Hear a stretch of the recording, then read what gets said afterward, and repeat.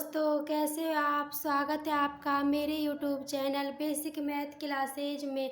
तो दोस्तों, आज हम इस वीडियो में सीखेंगे ग्राम, किलोग्राम और मिलीग्राम आदि को बिल्कुल बेसिक तरीके से आज हम सीखेंगे। ठीक है।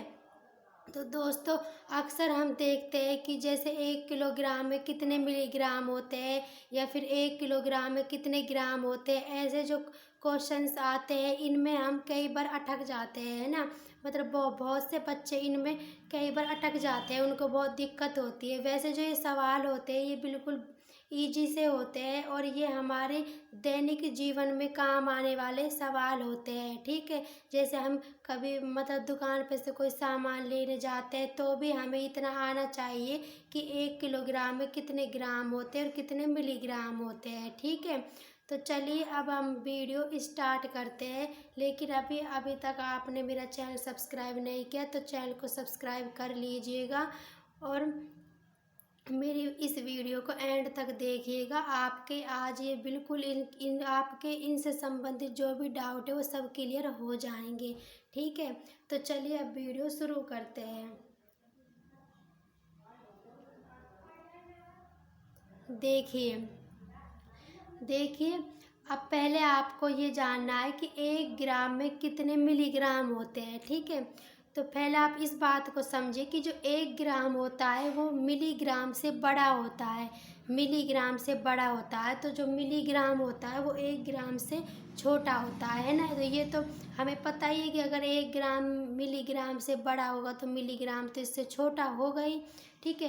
तो देखिए 1 ग्राम में 1000 मिलीग्राम होते हैं। ठीक है। 1 ग्राम में 1000 मिलीग्राम होते हैं और 1 किलोग्राम में 1000 ग्राम होते हैं। ठीक है।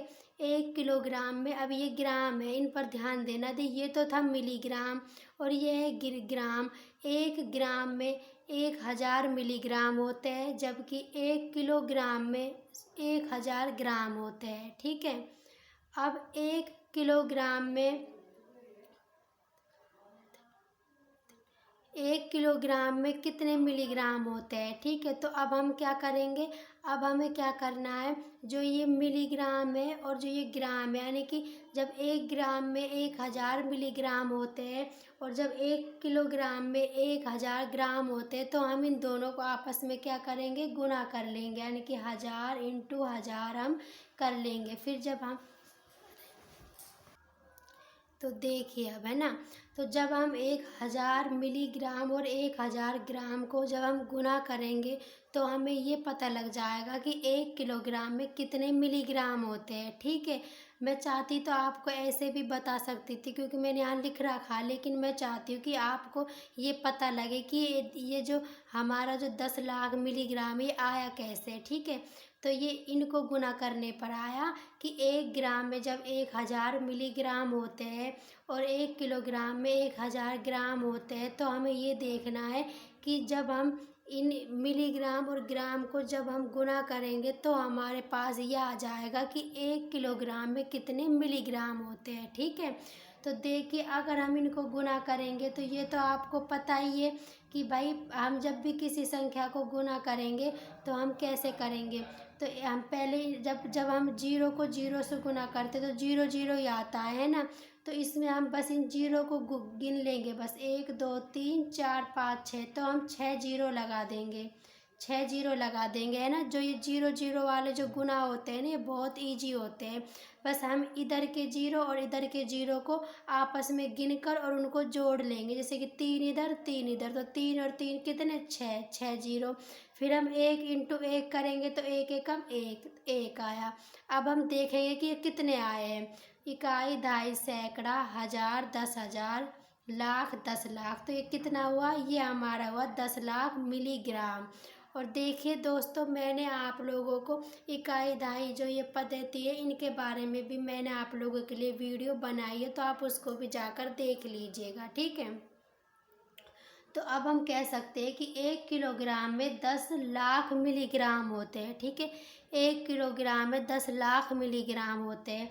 अब आपने ये नाम सुना होगा, पसेरी, मन, कुंटल, है ना। तो मतलब जो ये नाम होते हैं, देखिए जो ये किलोग्राम, ग्राम, ये मिलीग्राम होते हैं ना, ये तो हमने बहुत बार सुन भी रखे होंगे, लेकिन जो ये मन और कुंटल है, ये हमने कम ही सुन रखे होंगे, क्योंकि जब हम कभी नाज यानी कि जैसे कि गेहूँ लेते हैं, अनाज लेते हैं, जैसे गेहूँ, बाजरा, मतलब कुछ भी हम खरीदते हैं तो वो हमेशा मन, कुंटल इनमें ही आता है, टन में ही आते हैं, या फिर हम बेचने जाते तो भी वो इसी के हिसाब से बिकते हैं, ठीक है।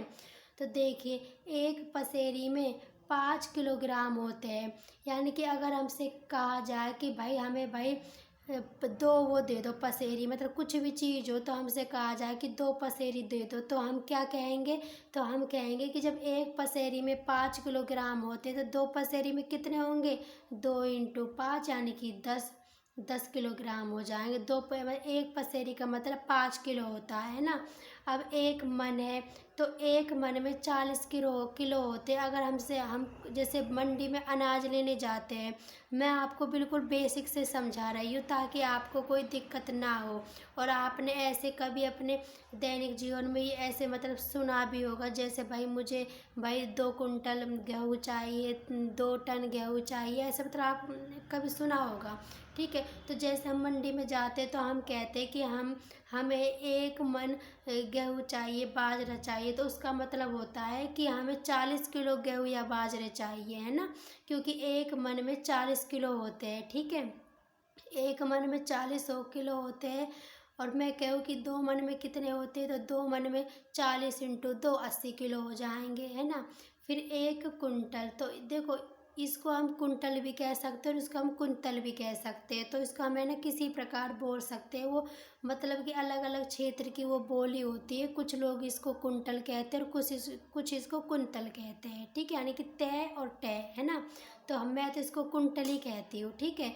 तो 1 कुंटल में 100 किलो होते हैं, 1 कुंटल में 100 किलो, और हमसे कहा कि भाई 500 कुंटल में कितने होते, तो हम बता सकते हैं कि भाई 1 कुंटल में जब 100 किलो होंगे तो 500 उसमें सॉरी 5 कुंटल, तो 5 कुंटल में 500 किलो हो जाएंगे, ठीक है, ऐसे हम बता सकते हैं। अब 1 टन में 1000 किलो होते हैं, 1 टन में 1000 किलोग्राम होते हैं, ठीक है, यानी कि 1 टन में 1000 किलोग्राम, 1 कुंटल में 100 किलोग्राम, और 1 मन का मतलब होता है 40 किलोग्राम, और एक पसेरी का मतलब होता है 5 किलोग्राम, ठीक है। और मैं आपको एक और बता देती हूँ, जैसे कि आ जाए एक धड़ी, जैसे कि हमसे मतलब हम कुछ भी सामान ले और हम कहें कि भाई एक धड़ी दे दे, तो एक धड़ी का मतलब क्या होता है, उसका मतलब होता है 5 किलो, 5 किलो, एक धड़ी का मतलब भी 5 किलो ही होता है, ठीक है। तो देखिए दोस्तों, ये कुछ बेसिक सी चीज़ें हैं ना, जो हम सबको आनी चाहिए, क्योंकि इनका प्रयोग हम दैनिक जीवन में करते हैं। जैसे हम कभी दुकान पर जाते हैं, फिर हम कुछ भी चीज़ कभी खरीदते या बेचते हैं, तो इनका प्रयोग हम करते हैं, तो ये हमें आनी चाहिए, क्योंकि इनकी ज़रूरत हमें कहीं भी पड़ सकती है, ठीक है। तो इसलिए मैंने आप लोगों के लिए ये वीडियो बनाई है, ताकि आपको अगर इनमें कोई दिक्कत हो तो आप भी इनको समझ सको, ठीक है। और अगर फिर भी आपको कोई दिक्कत आए इस वीडियो को देखने के बाद, तो आप मुझे कमेंट बॉक्स में बताना, मैं आपको दोबारा और इजी तरीके से समझा दूँगी, ठीक है। तो भी दोस्तों, अगर आपको मेरी वीडियो पसंद आई हो तो वीडियो को लाइक कीजिएगा, शेयर कीजिएगा, और चैनल को सब्सक्राइब ज़रूर कर लीजिएगा। मिलते हैं अगली वीडियो में, धन्यवाद।